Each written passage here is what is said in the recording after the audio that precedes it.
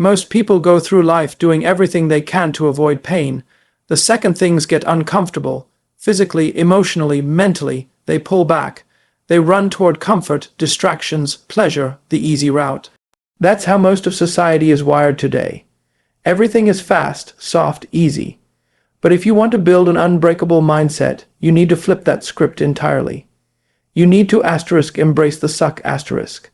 Now, when I say embrace the suck, I'm not talking about tolerating a bad situation or just surviving pain.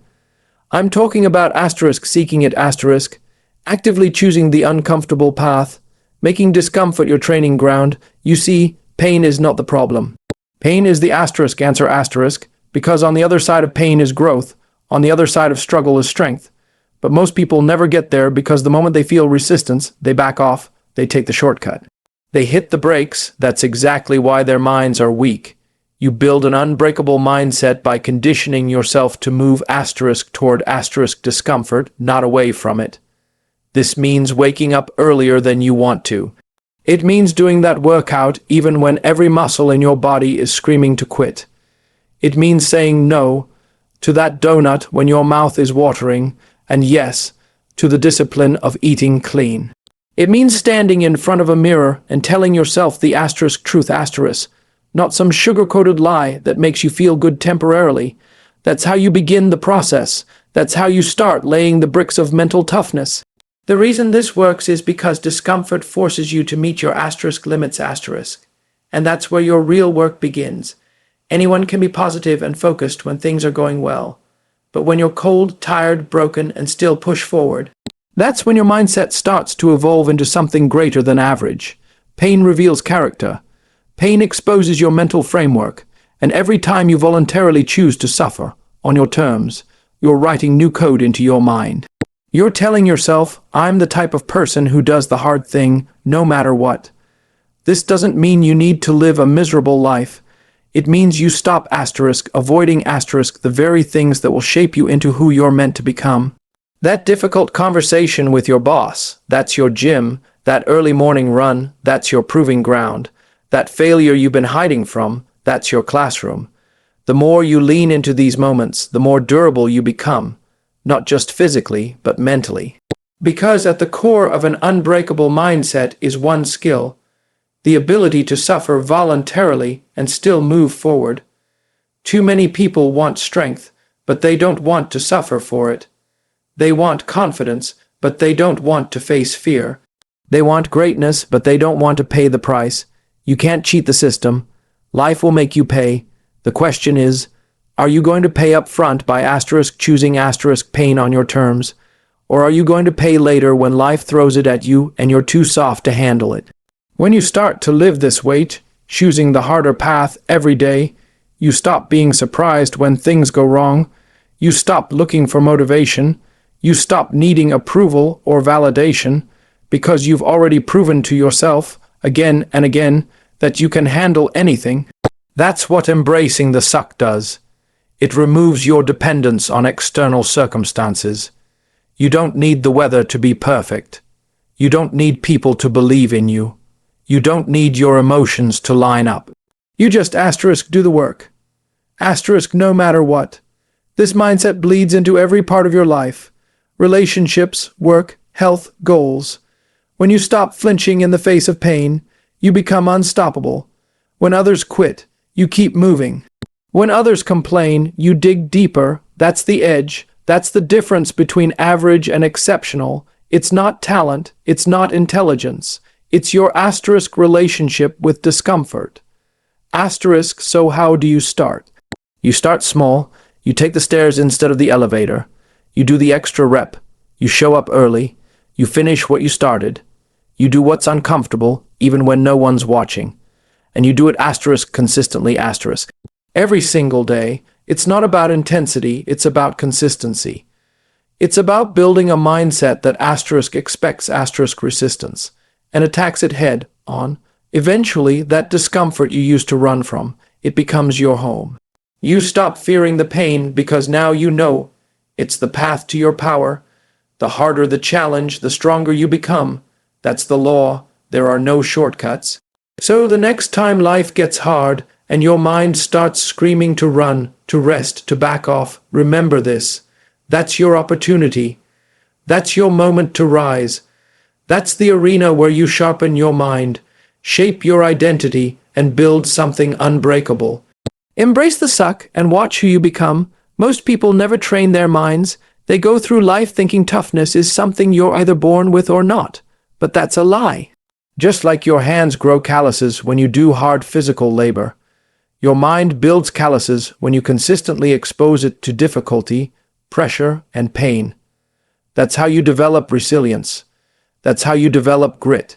You don't wait for it, you earn it, and you earn it by doing something uncomfortable every single day. Think about this. When you lift weights, your muscles tear. That's how they grow. You don't get stronger by reading about push-ups. You get stronger by doing them. Same with your mind. You don't develop mental toughness by watching videos or listening to motivational speeches. You develop it by stepping into the discomfort zone and staying there. When your body wants to quit and your mind says, let's keep going, that's where growth happens. Callousing your mind is not about becoming cold or emotionless. It's about building internal armor. It's about making your mindset so durable that no setback, no insult, no failure can penetrate it. This process is not glamorous. It's repetitive. It's gritty. It's often invisible. You wake up early when nobody's watching. You hit your goals even when nobody's applauding. You go for that run when it's raining cold and your legs are sore. Why? Because the mission is bigger than the moment. Because discipline is the foundation of mental strength. Every day you have a choice. Are you going to take the path of least resistance, or are you going to lean into the hard path that most people avoid? Every time you choose the hard path, when you don't want to, you're putting another layer of armor on your mind. You're reinforcing your identity as someone who doesn't quit, someone who doesn't fold, someone who doesn't back down even when everything in their body is telling them to stop. The problem with most people is they only act when they feel good. They wait for motivation, they wait for the right time. But the truth is, that moment when you don't feel like doing it, that's the moment that counts. That's where champions are built, because that's when the mind says, let's just rest today, and you override it. That override is the rep. That override is the set. That override is the mental push-up that makes you stronger. When you train your mind this way, you stop being reactive. You stop being thrown off by life's surprises. Whether it's a broken relationship, a failed business, or an injury, because you've calloused your mind, you've already been through hell in your training. You've already faced adversity on your own terms. So when it shows up uninvited, you're ready. You don't crumble, you adapt, you endure, you execute. This doesn't mean you have to run ultra marathons or join the military to develop mental toughness. You can build it in everyday life, make your bed with precision, show up early to work, have the hard conversation you've been avoiding, train when you're tired, study when you're bored, shut down distractions and stay focused.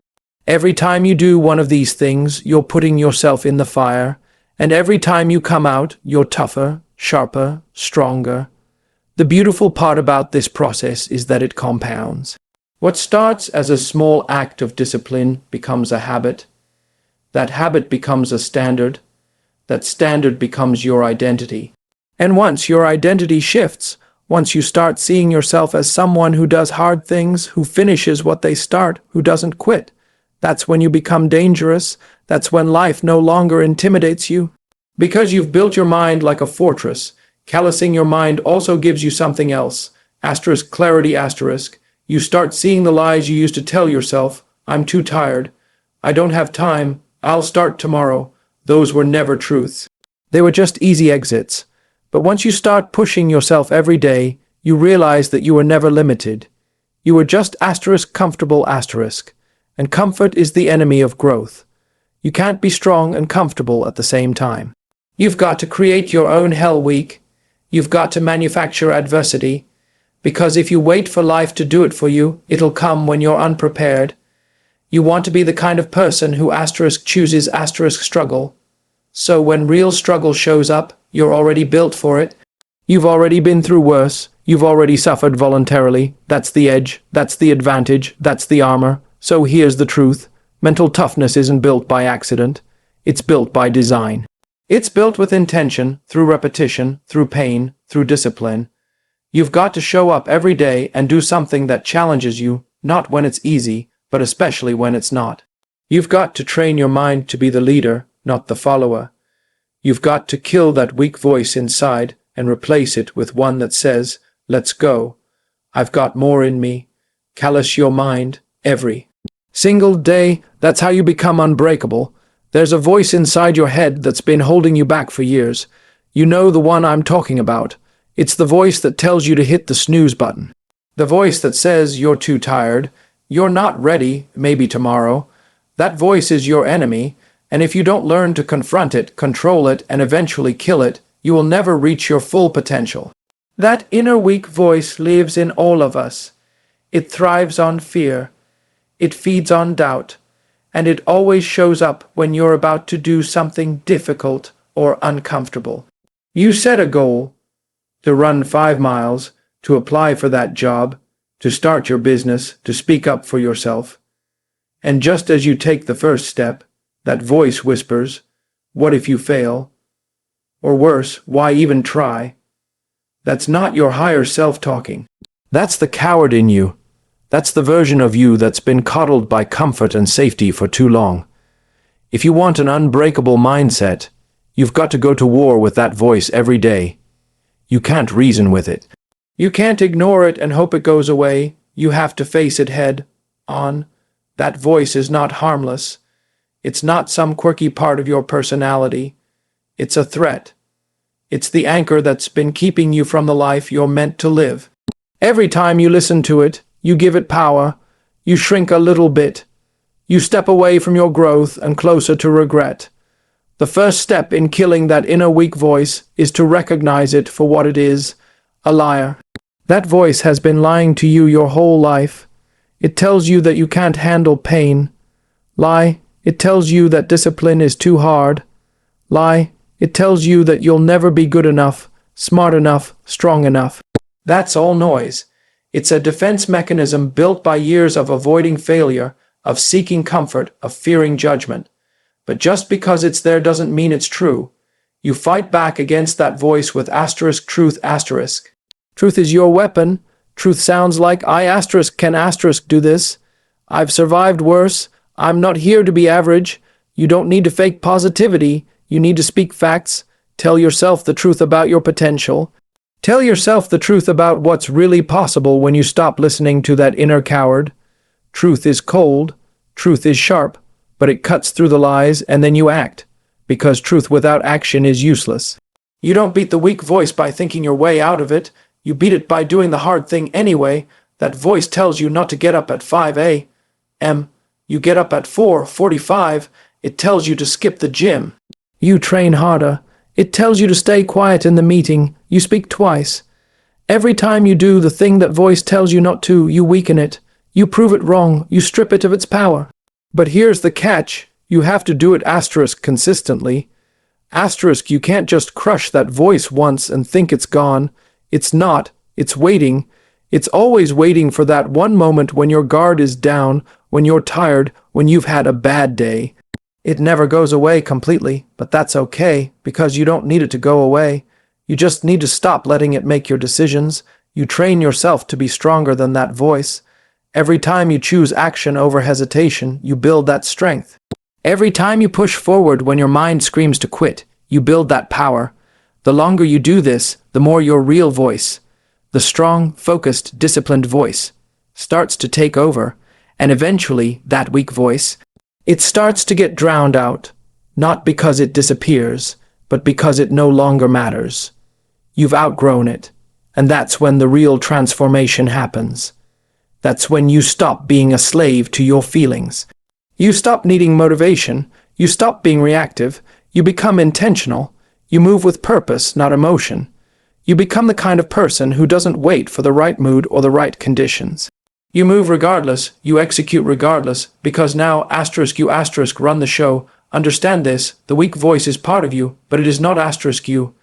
Asterisk, it's the part that's built by fear and failure. You don't kill it with comfort. You kill it with consistency. You kill it with discipline, with reps, with decisions made in the dark when no one's watching. Every hard thing you do that you asterisk didn't feel like doing asterisk. That's a dagger in that voice's heart. You don't need to be perfect. You just need to keep showing up, keep choosing discomfort, keep choosing truth over lies, discipline over excuses, courage over fear. That's how you kill the weak inner voice. Not in one loud moment, but in 1,000 quiet decisions that add up to something powerful, something unstoppable. That's how you build an unbreakable mindset. You stop negotiating with weakness. You confront it. You crush it. And you asterisk replace it asterisk with strength, action, and undeniable self-respect. Keep showing up. Keep choosing the hard path. Kill the weak voice every damn day. Let me tell you something straight. This world doesn't care about your excuses, your comfort, or your fears. It rewards discipline. It honors resilience. It respects those who asterisk show up and keep showing up asterisk, even when everything inside them screams to quit. You want to build an unbreakable mindset?